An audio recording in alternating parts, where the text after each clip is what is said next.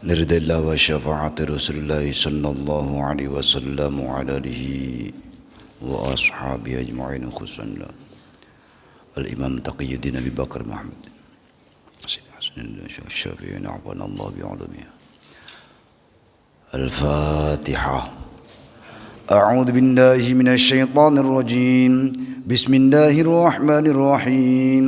الحمد لله رب العالمين الرحمن الرحيم مالك يوم الدين إياك نعبد وإياك نستعين اهدنا الصراط المستقيم صراط الذين أنعمت عليهم غير المغضوب عليهم ولا الضالين. ربي اغفر لي ولوالدي يا رب العالمين. Assalamualaikum warahmatullahi wabarakatuh.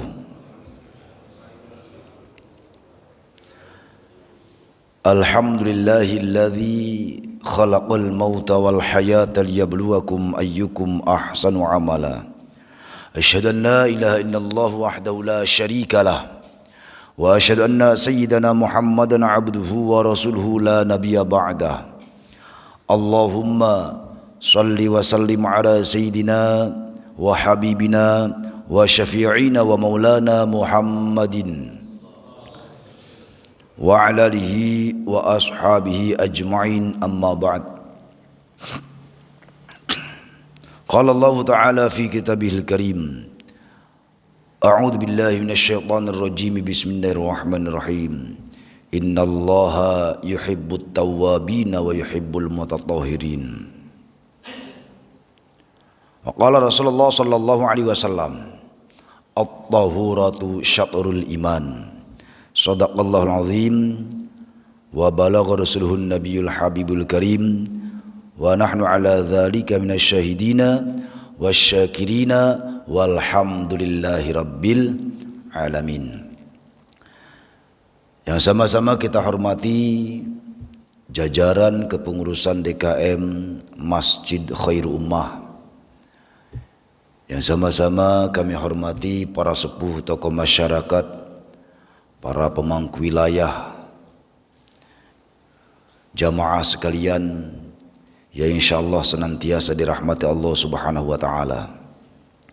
Alhamdulillahirabbil alamin, segala puji bagi Allah yang senantiasa melimpahkan berbagai karunia nikmatnya kepada kita semua. Di antaranya nikmat iman dan Islam, nikmat sehat wal afiat, panjang umur, yang dengan kenikmatan-kenikmatan ini wasilahnya kita dimudahkan oleh Allah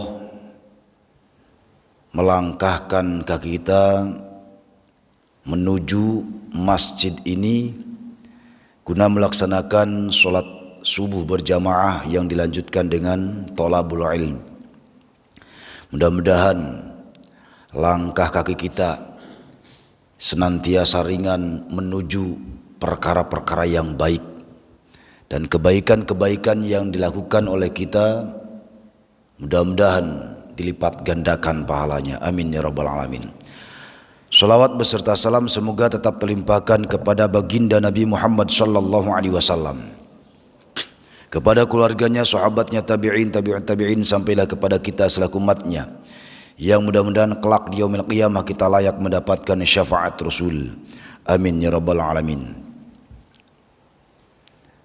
Hadirin yang dimuliakan Allah Subhanahu wa taala, melanjutkan pembahasan fikih sebelumnya tentang istinja ya. Ya gitu aja lah. Kayaknya lagu banget deh. Ya gitu aja. Tentang istinja. Sebelumnya sudah disampaikan perilaku hidup dimanapun berada itu biasanya disesuaikan dengan konteks kebudayaan. Sebagaimana yang pernah disampaikan pada pertemuan sebelumnya, berkaitan dengan istinja, Rasul pernah menyampaikan dalam sabdanya, wal yastanji bi thalathati ahjar. Dan hendaklah seseorang beristinja dengan 3 buah batu. Ya cukup itu. Pola pikir kita sekarang menyaksikan sabda ini tentu akan nampak menyepelekan. Padahal asbabul wurud hadis ini adalah Rasulullah Shallallahu Alaihi Wasallam melakukan revolusi. Nah, kalau bahasa sekarang itu bahasa kerennya revolusi budaya. Di zaman itu Arab jahiliyah, dan sepertinya bukan hanya di Arab saja, di kita juga zaman dulu mah yang namanya istinja ya. Apalagi kalau ke hutan, saya ngalamin, saya sebagai orang pedalaman. Kalau ke hutan ya kencing aja. Zaman bocah dulu. Ya ketika buang air besar, air sulit ditemukan, ya meper pakai batang kayu. Dan di zaman saat itu orang tidak begitu peduli dengan toharoh, dengan bersuci, dengan kebersihan. Sehingga ya kencing aja, berak saja. Nabi ketika membawa risalah Islam membuat terobosan di dalam hal bersuci. Nabi menyaksikan kebiasaan bangsanya saat itu, ya kencing saja, berak saja. Maka tegaslah Rasul menyatakan wal yastanji bi thalathati ahjar. Dan hendaklah seseorang beristinja dengan 3 batu. Itu udah terobosan saat itu.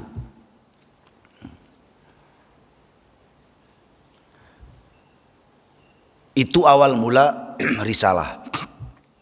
Kemudian berkembangnya waktu. Masih di zaman Nabi, ada penduduk suatu kaum, bisa dikatakan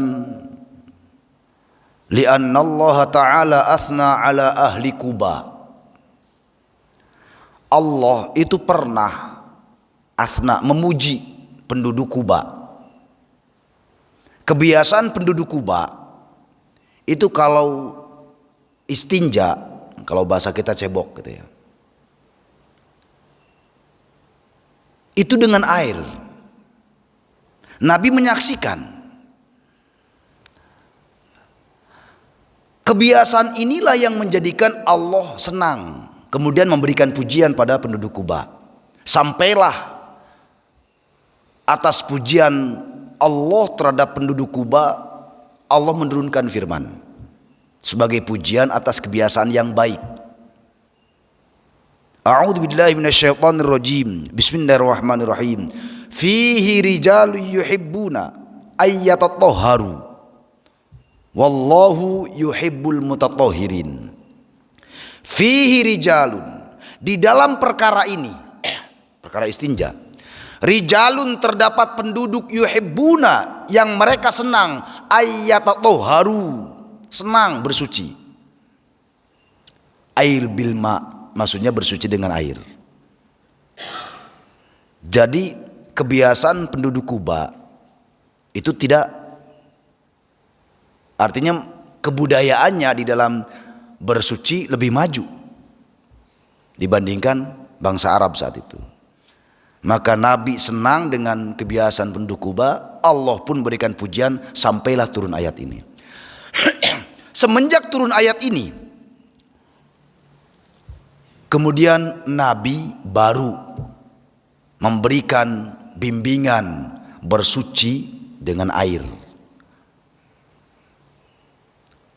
Padahal murni awal mula Rasul memberikan perintah itu wal yastanji bi thalathati ahjar.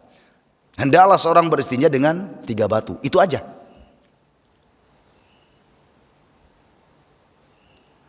Gak habis pikir, gak bisa kebayang misalnya. Itu sampai di situ ajaran istinja. Tidak ada pujian Allah terhadap penduduk Kuba, sampailah Allah misalnya tidak menurunkan ayat tentang sebaik-baiknya beristinja dengan air misalnya. Sampai sekarang berlaku misalnya. Atau misal ada sekelompok orang tadi yang apa-apa kudu sesuai sunnah. Sunnah pertama itu ya 3 batu. Gih kemana-mana bawa batu. Pertama sunnah itu dengan batu. Dan hikmah di dalam kejadian ini, Rasul tidak antipati dengan sebuah perubahan sikap, selama sikap itu mengarah kepada yang lebih baik. Hikmah ini besar, dan berbagai hikmah yang model seperti inilah kemudian ditiru oleh para ulama. Berkumpul, tasyakur, zikir berjamaah, merubah diri pada sesuatu yang mengarah kepada kebaikan, itu dipuji oleh Allah dan Rasulnya. Karena pujian terhadap amal yang baik, maka sampailah pada hukum kesunahan. Ini orang kalau mengaji tentang hadis, baik Al-Quran maupun hadis, sesuai dengan peruntukannya.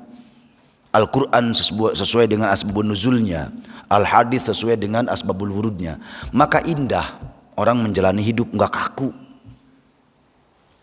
Jadi dinamis. Ketika terjadi atau menyaksikan sebuah perubahan di dalam istinbat hukum Islam, enggak kaget. Oh, dasarnya ini.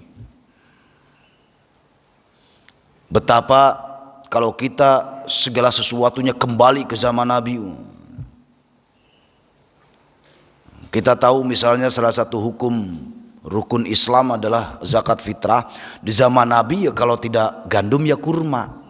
Itu tok lah. Itu tok. Dan nyampe Indonesia menjadi beras. Enggak ada hadisnya zakat dengan beras itu. Tapi lalu kenapa zakat dengan beras itu menjadi absah atau menjadi sah? Asbabul wurud hadis tentang zakat fitrah itu bukan pada kurmanya atau gandumnya, tetapi pada bagaimana Rasul mewajibkan zakat fitrah atas nama makanan pokok. Bukan jenis makanannya, tapi makanan pokok. Maka dasar makanan pokok inilah menjadi sebuah landasan dalil. Dan Imam Syafi'i menguatkan di dalam kaidah fikihnya sebagai sebuah loncatan hukum terhadap kias. Imam Syafi'i menyatakan taghayyurul ahkam bitaghayyuri zamani wal makan. Perubahan hukum itu sesuai dengan perubahan waktu dan tempat. Ya di zaman itu Islam masih di situ.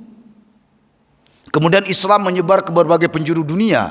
Setiap penduduk yang berbeda-beda, budaya, iklim, negara masing-masing, itu beda makanan pokoknya. Maka saat itulah berlaku Indonesia beras ya beras. Betapa dinamisnya istinbat hukum yang diijtihadkan para ulama. Ini menjadi ijma. Semua ulama sepakat tentang mikwat sebagai makanan pokok daripada dasar hukum dari apa yang disampaikan Rasul. Dan kias juga menjadi ijma. Dikiaskan makanan pokok negara ini apa? Kalau di Arab Saudi pada zaman Nabi ketentuannya memang dengan kurma atau gandum makanan pokoknya. Maka dia dikiaskanlah makanan pokok di Indonesia apa? Ya beras. Kalaulah sampai ke sebuah wilayah tertentu, misal di Madura. Gak tahu Madura sekarang bagaimana. Dulu secara kebudayaan Madura itu ya terbiasa makan jagung, ya dengan jagung. Atau di Papua makanan pokoknya sagu, ya sagu. Ini istinbat hukum. Sehingga sampai kapanpun ajaran Islam akan lestari karena ada kedinamisan di dalam hukum. Ini hal yang berkaitan betapa Rasul tidak antipati terhadap sebuah perubahan. selama itu mengarah kepada hal yang lebih baik. Rasul itibanya kepada ahli Kuba. Ahli Kuba emang Islam saat itu, tidak Kristen. Itiba loh. Lah, jadi kalau itiba terhadap kaum Kristen tidak masalah. Orang Nabi juga itiba, bahkan Allah memberikan pujian. Jadi lebah ini jangan maksa pakai dalil man tasyabbaha biqaumin fahuwa minhum, yang enggak nyambung lah. Ini di momen-momen tertentu ini hadis ini laris manis. Man tasyabbaha biqaumin fahuwa minhum. Gara-gara hadis ini orang enak jidatnya nuduh saudara muslim yang lain mengkafirkan. Padahal asbabul wurud hadis ini ya tidak dipukul rata, tidak. Ini tentang peperangan. Yang ketika Nabi perang, setiap pasukan itu punya tanda dengan bendera. Bendera musuh merah. Terus ada sahabat yang berinisiatif, kita pakai bendera merah juga. Loh, nggak boleh. Nah kalau sama benderanya di dalam peperangan yang berkecamuk, ntar disangkanya lu musuh. Man tasyabbaha biqaumin. Nabi baru ngucap itu. Lah kalau kamu pakai bendera yang sama dengan musuh di dalam kecamuknya peperangan, lah teman kamu sangkanya karena benderanya sama dibunuh sama teman kamu. Man tasyabbaha biqaumin fahuwa minhum. Barang siapa yang menyerupai suatu kaum, maka dia bagian daripada kaum tadi. Jadi anggap sama. Lah ini gara hadis ini nyerempet kemana-mana dah. Saya nakat sekata-kata. Hadis ini ditembakkan kepada sesama saudaranya dengan mudah mengkafirkan. Jadi berhati-hati kita ketika mengistimbatkan, menetapkan suatu dalil terhadap suatu perkara. Ya dalilnya benar, caranya yang salah. Nah ketika dalil benar, cara yang salah, Islam yang rusak oleh kelakuan yang salah tadi. Hadirin yang dimuliakan Allah Subhanahu wa taala, itu tadi kilas balik berkaitan dengan istinja. Lalu kemudian yang luar biasa ini, sifat Nabi yang luar biasa qanaah, yang luar biasa terbuka dengan perubahan. Sudah danta awal Nabi menyatakan wal yastanji bithalasati ahjar. Kemudian nampaklah orang penduduk Kuba istinjanya dengan air. Nabi kagum, Allah pun memberikan pujian, turunlah ayat ini sebagai pujian terhadap kaum tadi. Semenjak ini Nabi pada akhirnya menitik beratkan, ketika kita harus bersuci antara 3 batu dengan air, maka ketika harus memilih salah satunya, pakai air lebih utama tuh. Nabi nggak gengsi ngaku. Ya kalau lebih sempurnanya ya batu dulu baru air. Nah cuman kan di zaman sekarang jadi ribet Pak. Kemana-mana bawa batu gitu. Ribet. Ada batu cincin ilok dioles-olesin gak enak banget. Nah. Hadirin yang dimuliakan Allah Subhanahu wa taala. Selanjutnya tentang adab.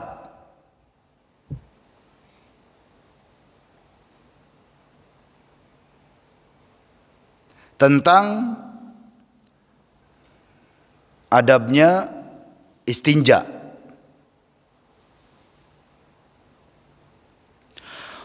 Wa yajtanibu istiqbalal qiblati wastidbaroha fi sahra.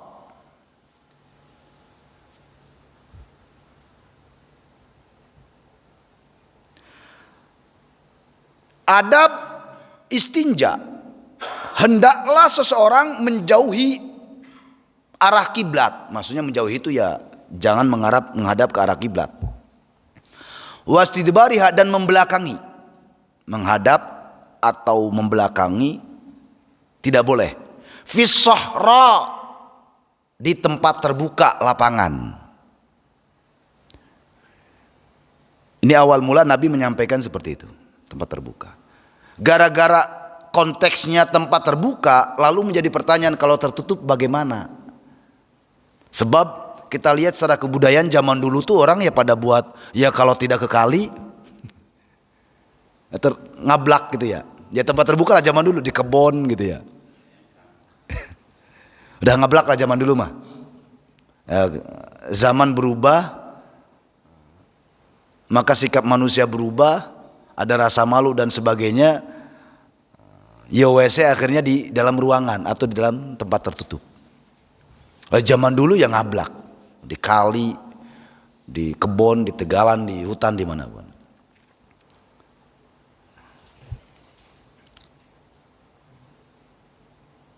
Nah, idza arada qada al-hajati fi sahra harama alaihi al-istiqbalu wal istidbari.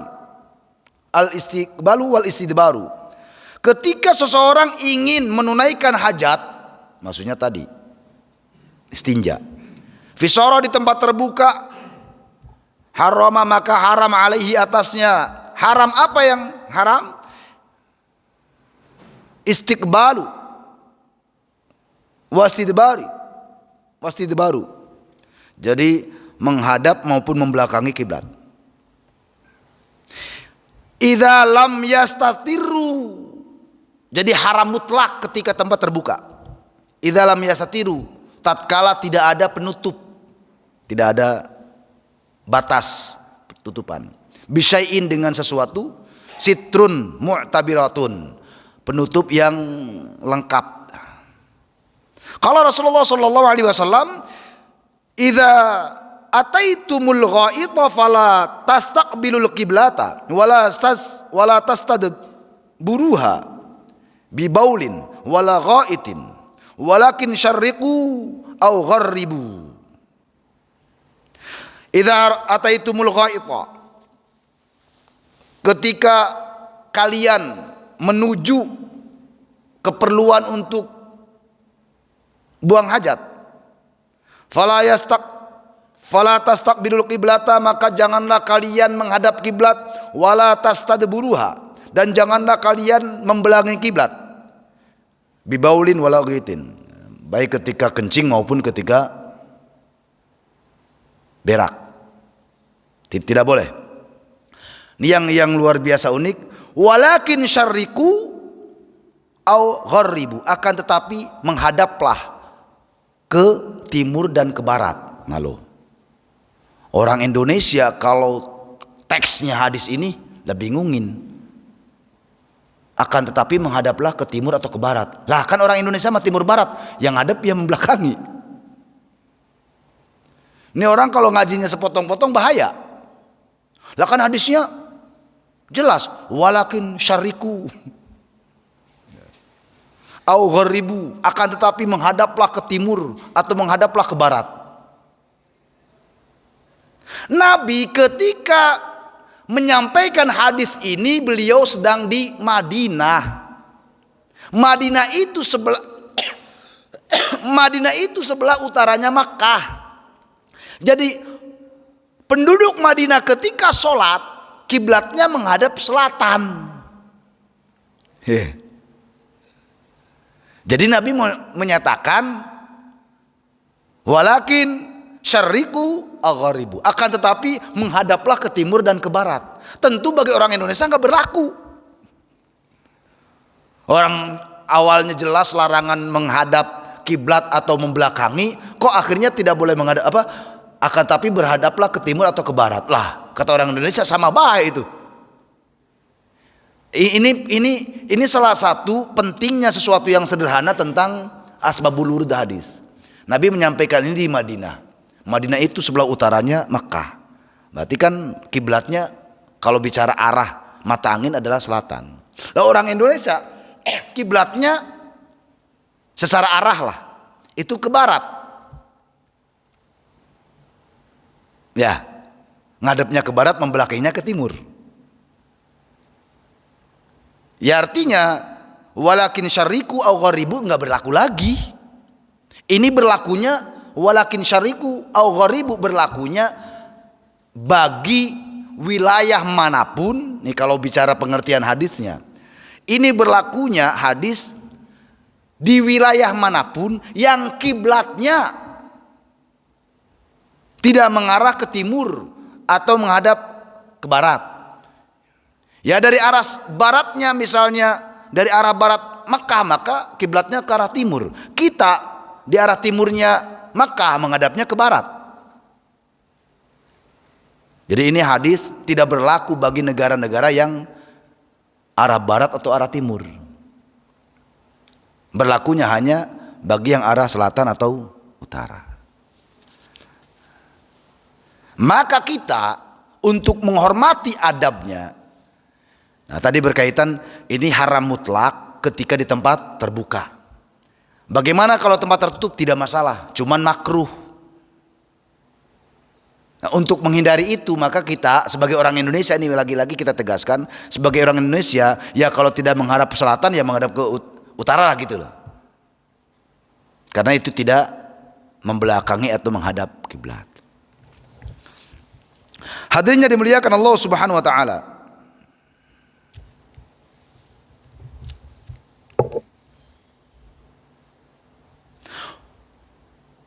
Adab yang kedua, larangannya wal baula fil ma'ir raqid. Jadi wayajtanibu, menjauhi atau larangan kencing termasuk berak sebenarnya, wal baula fil ma'ir raqid, di air yang diam. Itu larangan keras. Kita buang air besar, buang air kecil di air yang diam. Kalau bahasa kita apa ya? Empang kali ya. Itu haram.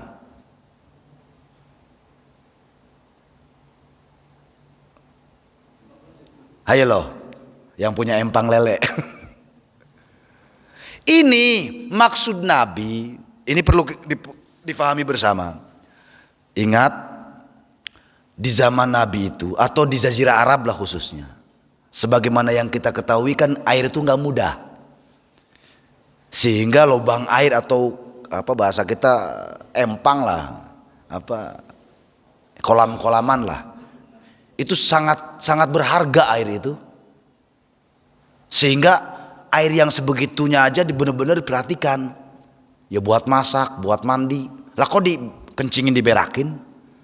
Lah Indonesia lain lagi, sama air mah nggak kurang-kurang.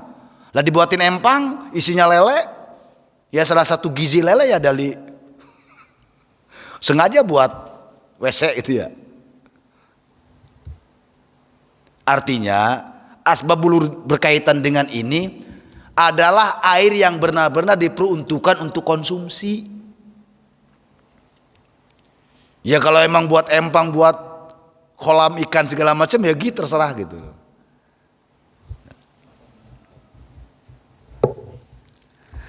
Wa fit thoriq wa tahta syajaratil muthmirati.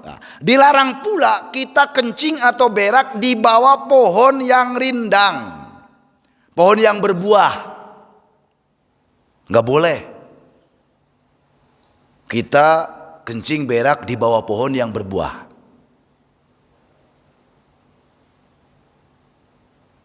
Lah ketika wayajtanibul baula tahta syarjarah wal ghaid aula. Lah kencing aja enggak boleh, wal ghaid aula. Apalagi berak, kencing aja enggak boleh itu. Wal ghaidu aula. Berak apalagi. Apa alasannya? Wal hikmatu fi dzalika hatta la tanjisul thamarat. Fatagsilu.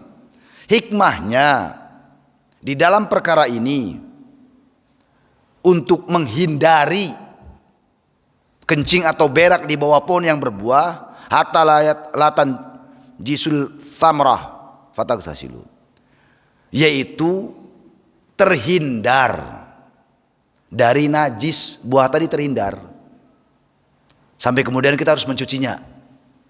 Nah kan kita kalau zaman dulu mah buah ya makan aja gitu kan, petik makan, atau kadang juga usah petik, mungut dari tanah gaya makan. Lah kalau misalnya belatakan di bawah pohonnya, nah, itu.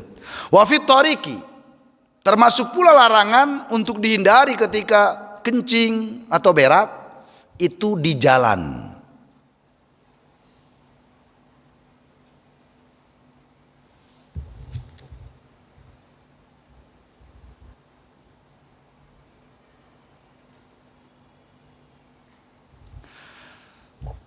Ai wa yajtanibul baula fi tariq wal ghaitu aula liqauli sallallahu alaihi wasallam, dasarnya adalah sabda Rasulullah sallallahu alaihi wasallam, ittaqul li'anaini, bertakwalah, takutlah kalian terhadap li'anain.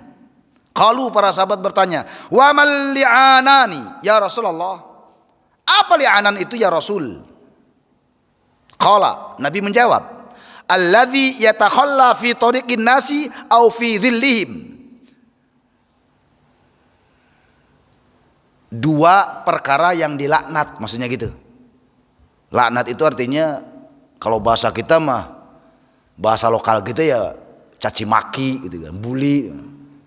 Orang kalau kesel kan keluar laknatnya, dasar lu, enggak sekolah lu. Nah, itu namanya laknat bahasa kita tuh, caci maki.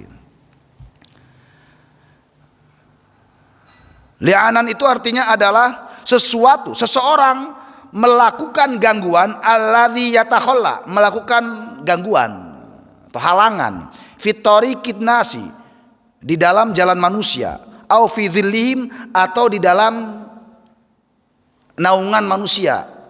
Maksudnya orang yang terbiasa bernaung. Nanti ada juga di bawah pohon rindang termasuk.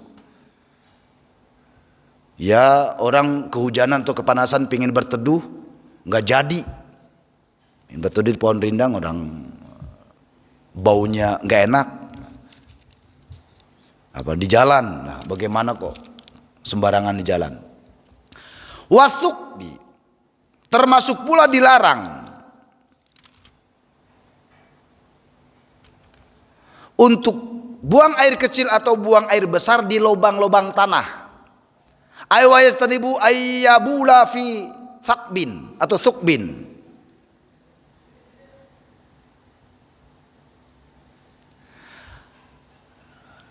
Dilarang atau seseorang hendaknya menghindari untuk kencing atau berak di lubang-lubang tanah. Li'annahu sallallahu alaihi wasallam, sebab dasarnya adalah sabda Rasulullah SAW, naha ayyubala fil juhri liannaha masakinul jin.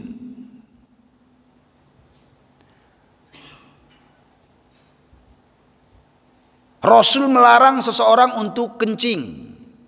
Di sini bahasanya kencing ya, sesuatu yang ringan, apalagi berak, maksudnya begitu ya. Di lubang tanah, liannaha,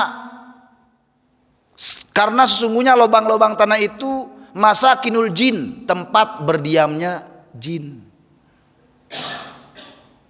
Ya jangan-jangan yang bocah katanya sawan tuh habis ngencingin bolongan itu.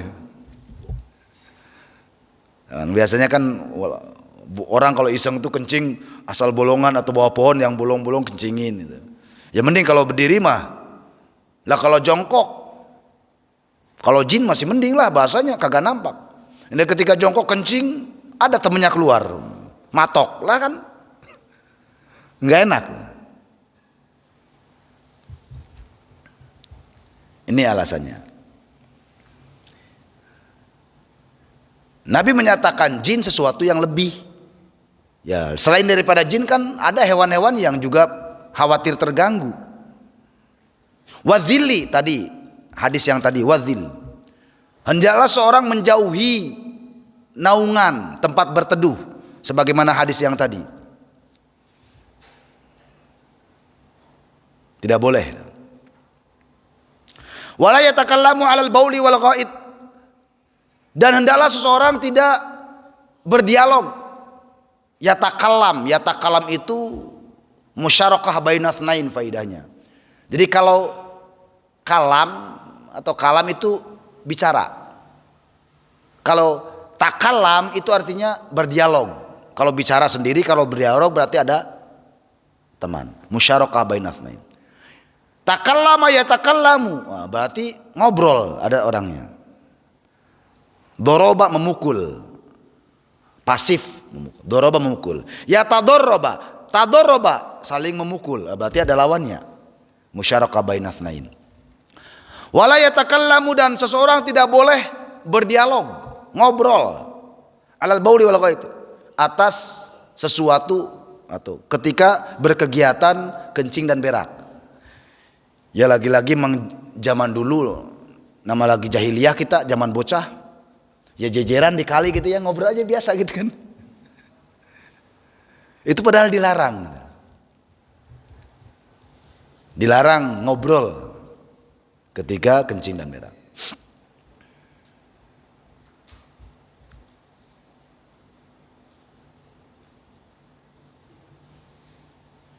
Tapi ini tidak berhukum wajib sebagaimana yang lainnya. Sebagaimana tadi menghadap kiblat, membelakangi kiblat di tempat terbuka. Ainadban, ini disunahkan untuk tidak berbicara. Artinya seandainya terpaksa ya ngobrol, nggak apa-apa. Karena terpaksa banget, misalnya ada orang darurat, mau nggak mau kita lagi sedang buang hajat di rumah, misalnya istri terjadi sesuatu atau apa, anak sesuatu, nggak mungkin kan dia istri ngomong kita diemin ya. Makanya di dalam hal yang berkaitan dengan kompromi itu nadab, sifatnya sunnah.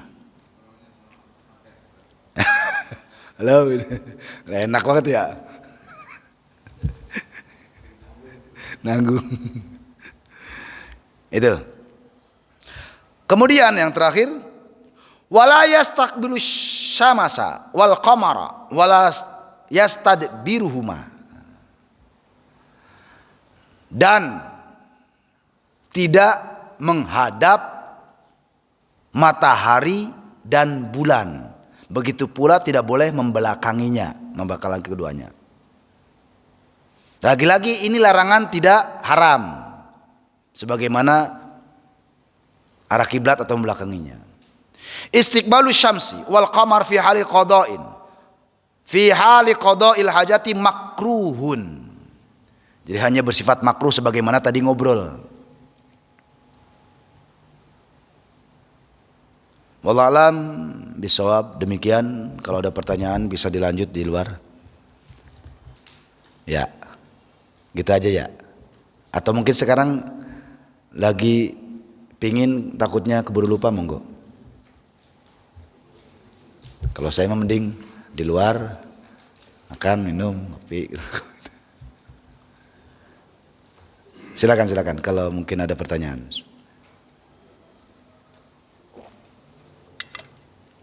Nanti aja ya, di luar. Demikian, mudah-mudahan ngaji syariat yang singkat ini, yang sederhana ini, sedikit banyaknya memberikan wawasan buat kita semua. Amin ya rabbal alamin. Mohon maaf kurang lebihnya. Wallahul muwafiq ila aqwamit thoriq. Assalamualaikum warahmatullahi wabarakatuh.